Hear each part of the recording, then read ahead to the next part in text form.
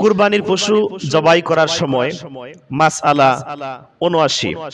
কুরবানির পশু কখন জবাই করতে হবে? সাধারণত ঈদের নামাজ সমাপ্ত হওয়ার পর কুরবানির পশু জবাই করার নিয়ম। ৮০ নম্বর মাসআলা, কুরবানি করার শেষ সময় কখন? ১২ই জিলহজ সূর্যাস্তের পূর্বে কুরবানি করার শেষ সময়।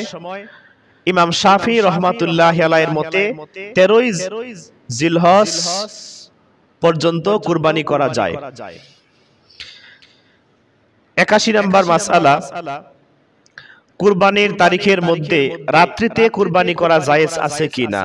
কুরবানির দিন হলো ৩ দিন, ১০, ১১, ১২ই জিলহজ। এর মধ্যে রাতও শামিল। একান্ত প্রয়োজন ছাড়া রাতে কুরবানি করা উচিত নয়। একান্ত প্রয়োজন ছাড়া রাতে কুরবানি করা মাকরুহ। ৮২ নম্বর মাসআলা, কুরবানির জন্য নির্ধারিত ৩ দিনের মধ্যে কোন দিন কুরবানি করা উত্তম? কুরবানির জন্য নির্ধারিত ৩ দিনের মধ্যে সর্বোত্তম দিন হলো ১০ জিলহজ, দ্বিতীয়ত হলো ১১ই জিলহজ, তৃতীয়ত হলো ১২ই জিলহজ। ৮৩ নম্বর মাসআলা, কোন এলাকায় একাধিক ঈদের জামাত হলে কুরবানির বিধান কি? প্রথম জামাত শেষ হওয়ার সাথে সাথেই কুরবানি সবাই করতে পারবে, বৈধ। ৮৪ নম্বর মাসআলা, ইমাম সাহেব ঈদের নামাজ শেষ হয় নাই অথবা খুতবা বাকি আছে, এখন কুরবানি করা যাবে কি? ইমাম সাহেবের নামাজ ও খুতবা শেষ করার পরেই সাধারণত কুরবানি করার নিয়ম। তবে ইমাম সাহেব যদি নামাজ শেষ করে খুতবা এখনো শেষ হয় নাই, এমতাবস্থায় কুরবানি করতে পারবে, তবে এটা খিলাফে আওলা, উত্তমতার খেলাফ। ৮৫ নম্বর মাসআলা, ঈদুল আজহার নামাজ আদায়ের পর জানা গেল ইমাম সাহেবের নামাজ ফাসেদ হয়ে গেছে, এদিকে কুরবানিও করা হয়ে গেছে, এখন বিধান কি? ওই ঈদগাহ মাঠের ইমাম বা কর্তৃপক্ষ যদি তাৎক্ষণিক জানতে পারে যে নামাজ ফাসেদ হয়েছে, তাৎক্ষণিক ঈদের জামাত দুহরিয়ে পড়া আবশ্যক। এমনটা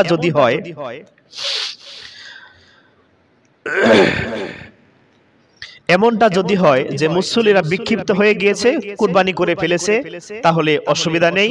কিন্তু ইমাম আসাদ বিন আমর রহমাতুল্লাহি আলাইহি থেকে ইমাম আজম আবু হানিফা রহমাতুল্লাহি আলাইহি তিনি বর্ণনা করেছেন, ইমাম সাহেব ওই মুসল্লিদেরকে মুসল্লি বিক্ষিপ্ত হওয়ার পর জিলহজের দ্বিতীয় তৃতীয় দিন হলেও মুসল্লিদেরকে একত্রিত করে ঈদের জামাত আদায় করা ইমাম সাহেবের জন্য কর্তব্য। ৮৬ নম্বর মাসআলা, কিছু সংখ্যক লোক ইমাম সাহেবের কাছে সাক্ষ্য দিল যে আজ ১০ জিলহজ, সে মতে ঈদের নামাজ হয়ে গেল, কুরবানি হয়ে গেল। পরে প্রমাণিত হলো যে ওই দিনটা ১০ জিলহজ নয়, বরং ৯ জিলহজ ছিল, এখন বিধান কি? এমতাবস্থায় ঈদুল আজহা এবং কুরবানি দুটোই শুদ্ধ হয়ে যাবে, দ্বিতীয়বার কোনোটাই আদায় করতে হবে না।